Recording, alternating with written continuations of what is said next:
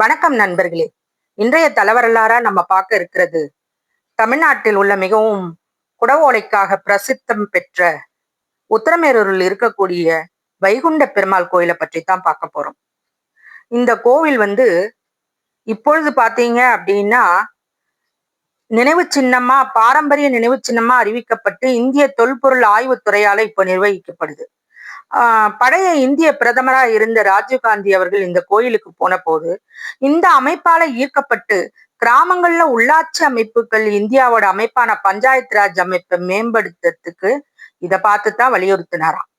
உத்தரமேரூர் பாத்தீங்கன்னா பல்லவர்கள், சோழர்கள், பாண்டியர்கள், சம்புவராயர்கள், விஜயநகர ராயர்கள் மற்றும் நாயக்கர்களால் ஆளப்பட்டது.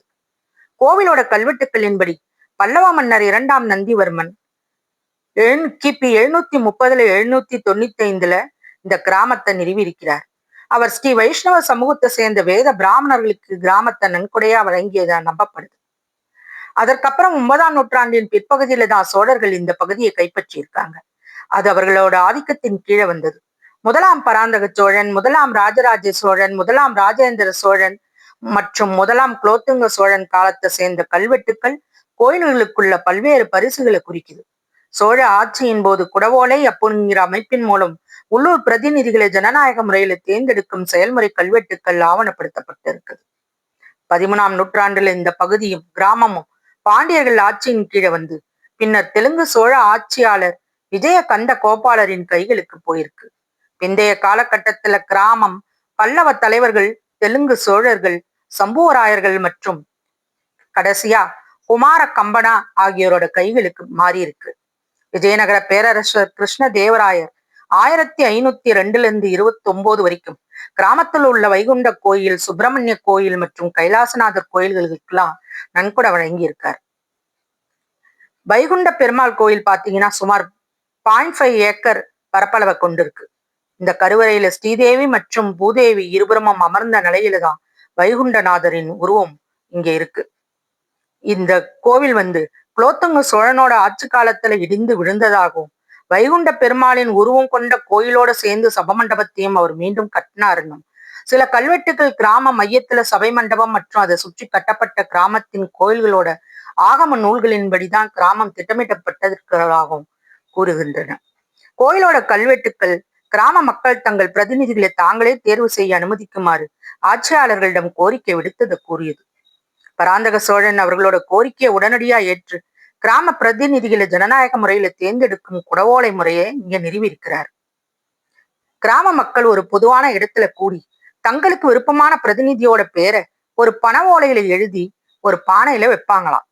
தமிழ்ல குடன்னா பனைய பானை, ஓலைன்னா பண ஓலையை குறிக்கும்.